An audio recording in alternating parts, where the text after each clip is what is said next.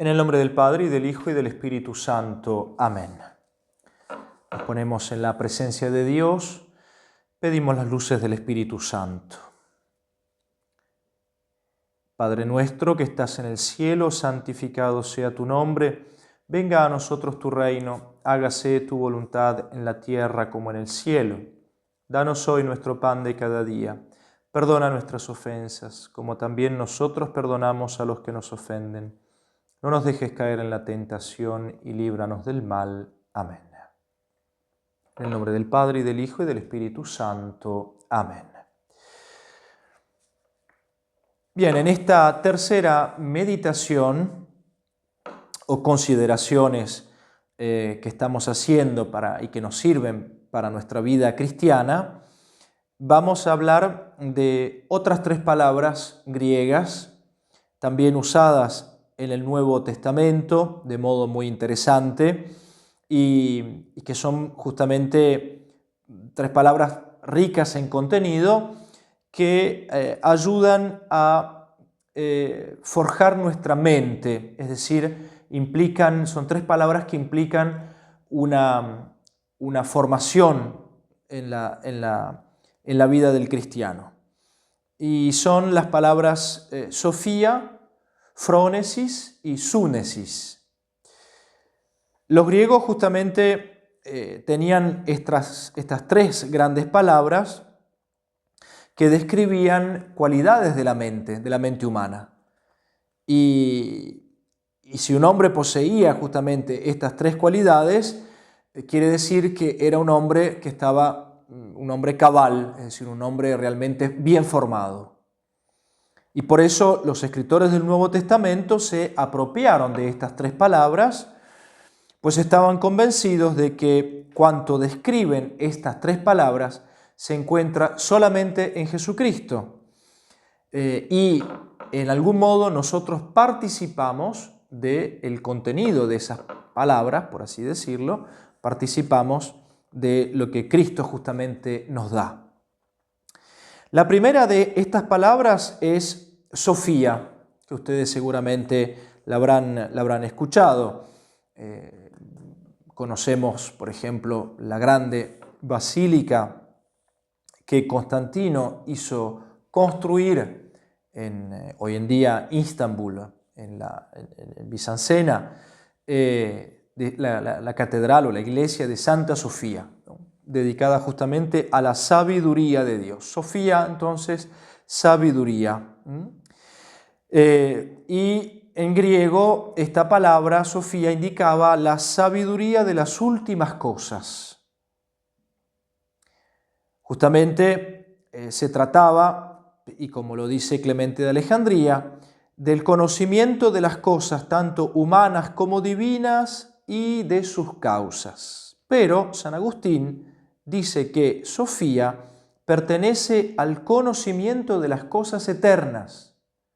Por lo tanto, es una sabiduría, una inteligencia de las cosas eternas. El conocimiento, en el caso de, por ejemplo, Cicerón, dice que es el conocimiento de lo humano y lo divino. Platón dijo que toda sabiduría, Sofía, que esté divorciada de la justicia y del resto de las virtudes, es astucia, pero no sabiduría.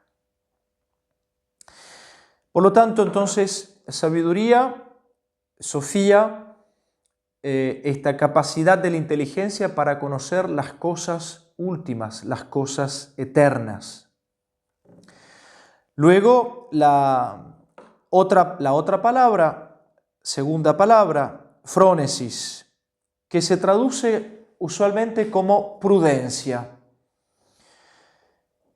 La diferencia está justamente en que Sofía, si se quiere, es el aspecto del intelecto teórico, y frónesis, la parte del intelecto práctico, prudencial. En general se dice también que Sofía, la sabiduría de las últimas cosas, tiene que ver con, podemos decir así, la parte superior de la mente del hombre, Y frónesis tiene que ver siempre en la parte intelectual del hombre con la parte inferior o práctica, con la conducta, la vida, la acción del hombre. Aristóteles dice que frónesis es una virtud de la mente mediante la cual los hombres toman decisiones sabias sobre las cosas que son llamadas buenas o malas en relación a la felicidad. Y la tercera palabra griega, que constituye justamente ese equilibrio de la mente y del hombre, y podemos decir la madurez también del hombre, es súnesis. Súnesis significa literalmente unión, encuentro, confluencia. Aristóteles dice que súnesis se interesaba particularmente en el juicio. Entonces podemos decir, es la capacidad de expresar juicios determinados sobre las cosas. Por lo tanto, es la facultad de distinguir entre las diversas formas de acción posibles según los diferentes valores de las cosas y las diversas situaciones y relaciones que se dan entre las gentes. Súnesis, entonces, es la habilidad de probar, distinguir, criticar, evaluar y formar juicios.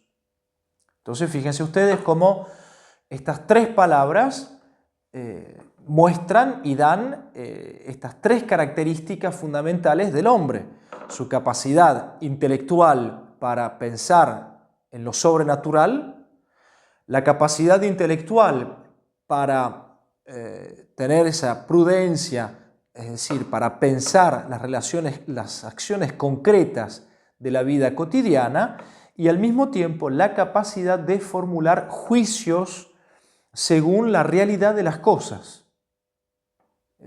Son muy importantes estas palabras.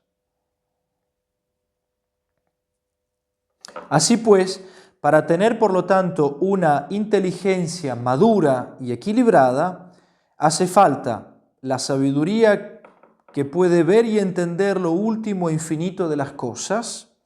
Hace falta la sabiduría que puede ocuparse en los problemas prácticos de la vida y el vivir cotidiano. Y hace falta la sabiduría que puede juzgar y someter a prueba las diversas reglas de conducta y escoger lo mejor dentro de una determinada situación según la regla moral. Es interesante ver entonces este contenido en la Biblia, que aúna, la Biblia une la sabiduría teórica, Sofía, con la sabiduría práctica, frónesis, y algunas veces también con súnesis, con esta capacidad de juicio. Entonces, estas tres palabras se encuentran, muchas veces en la Biblia se encuentran unidas. Por ejemplo, Salomón ora y pide sabiduría, Sofía, y entendimiento, frónesis, es decir, un corazón sabio y entendido.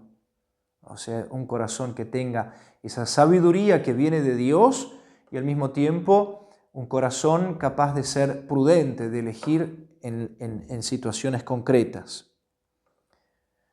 El Deuteronomio dice que guardar los mandamientos de Dios es señal de sabiduría e inteligencia, es decir, Sofía y frónesis. Guardar los mandamientos de Dios. El gran valor de todo esto radica en que el hombre realmente sabio tiene sabiduría teórica y práctica.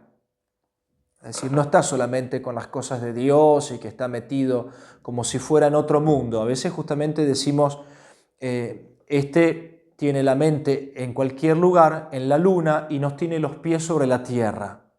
Bueno, es eso justamente. Tener Sofía, la sabiduría de Dios, es como lo que decíamos en la charla anterior, tener fija la mirada en Dios, pero los pies sobre la tierra, para poder justamente iluminados por esa ciencia divina, poder decidir a cada momento concretamente lo que tengo que hacer, según la voluntad de Dios, según los principios de Dios, de la fe cristiana, de la Iglesia. La Biblia ve al hombre como un todo, al que es sabio en los asuntos de la eternidad y eficiente y sabio en los asuntos del tiempo. Veamos ahora algunas de estas consideraciones en el Nuevo Testamento. La sabiduría, ante todo, es propiedad de Dios. La sabiduría, Sofía, es propiedad de Dios. Eso lo dice el Apocalipsis. Jesús habla justamente de la sabiduría de Dios. Pablo también habla de la sabiduría de Dios, la cual es multiforme, dice San Pablo. La verdadera sabiduría, por lo tanto, es conocer a Dios. La sabiduría también es la característica de Jesucristo. Jesús crecía en sabiduría cuando en Nazaret era todavía un niño. En él están todos los tesoros de la sabiduría, dice San Pablo en su carta a los Colosenses. Jesús es sabiduría porque nos da a conocer Dios y las realidades últimas del hombre, que es justamente la sabiduría que importa. La ciencia perfecta es el conocimiento de Dios y de Jesucristo. Es lo que dice San Pablo. El conocimiento de Jesucristo y este crucificado. Sabiduría también es señal distintiva de los hombres que han sido grandes en la Biblia, de los santos. Salomón tenía sabiduría. José en el Antiguo Testamento tenía sabiduría que le mantuvo en el buen camino y le enalteció en Egipto. Moisés fue iluminado con sabiduría. Los requisitos que habían de satisfacer los primeros diáconos, los 7 primeros diáconos en los Hechos de los Apóstoles, al inicio de la Iglesia, era estar llenos del Espíritu Santo y de la sabiduría de Dios. Fíjense. Los judíos no podían resistir la sabiduría con que Esteban hablaba. Era una sabiduría divina. Por lo tanto, un hombre realmente es sabio, es decir, con la sabiduría que tiene que ser, cuando conoce y habla de Dios. Y la sabiduría, por lo tanto, tiene que ser también la señal del cristiano. Jesús prometió a sus seguidores darles sabiduría con la cual pudieran enfrentarse a sus enemigos y perseguidores. Cuando vendrá el Espíritu Santo les recordará todo. La oración de Pablo es que Dios dé sabiduría y prudencia a su pueblo. En ese momento muy hermoso, cuando él se despide de los ancianos del pueblo, de los sacerdotes del pueblo, del colegio episcopal del pueblo de Éfeso, y les dice justamente que es lo que él pide para el pueblo: sabiduría y prudencia, sofía y frónesis. El cristiano encuentra en la sabiduría que Jesús le da solución para sus problemas y respuestas para sus enemigos. Y por lo tanto, la sabiduría, como también nos lo dice San Pablo, es un don del Espíritu Santo. Y como San Pablo reza a Dios para que le dé la sabiduría al pueblo, así también nosotros tenemos que rezar para que Dios nos dé esa sabiduría necesaria. Y esa sabiduría doble, digámoslo así, la sabiduría para conocer las realidades eternas y para tener nuestra mirada fija en las realidades eternas, y al mismo tiempo tener esa sabiduría para poder ser prudentes en este mundo con la prudencia que Jesucristo nos pide y saber discernir lo que es justo, lo que es bueno y lo que tengo que hacer en cada momento para evitar justamente el pecado.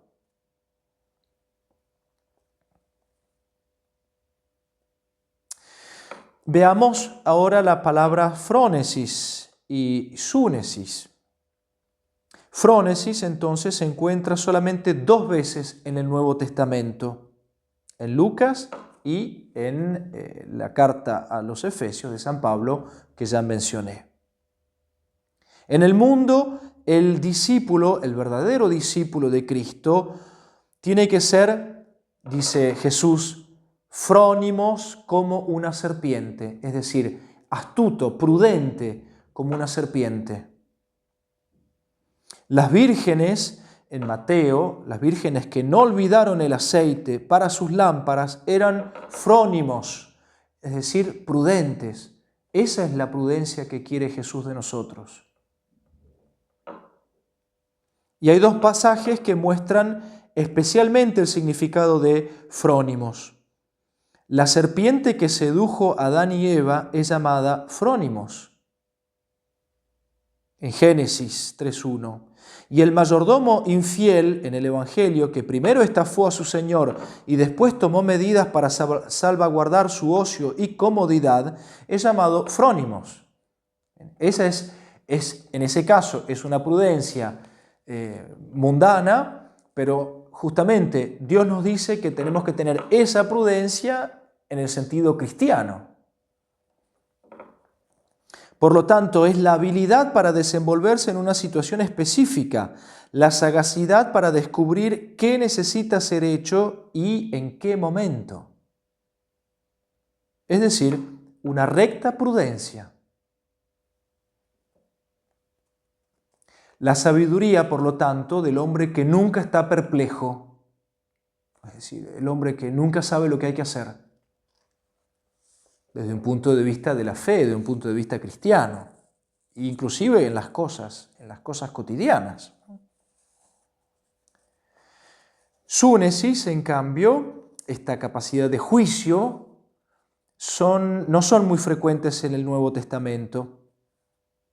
El escriba contestó a Jesús justamente que los hombres han de amar a Dios con todo su corazón, su entendimiento y súnesis, y toda su capacidad de juicio, su alma y sus fuerzas. Y Pablo también, San Pablo, dice, pide justamente a Dios que le dé el don de súnesis, podemos decirlo justamente ese don de entendimiento, de juicio, a Timoteo, que era uno de los jóvenes obispos que él había dejado en una de las comunidades. La ausencia de súnesis es la facultad crítica que ve la índole de las cosas. Es decir, súnesis significa ver la esencia de las cosas, descubrir la verdadera esencia de las cosas, la realidad objetiva, tal cual es. Por eso es un juicio sabio. Justamente esta capacidad puede prever las implicaciones de una acción y su consecuencia última. Entonces no va a ser nunca las personas que actúan de modo atolondrado, de modo imprudente, de modo precipitado. Son personas que tienen juicio, que piensan, que reflexionan primero antes de obrar.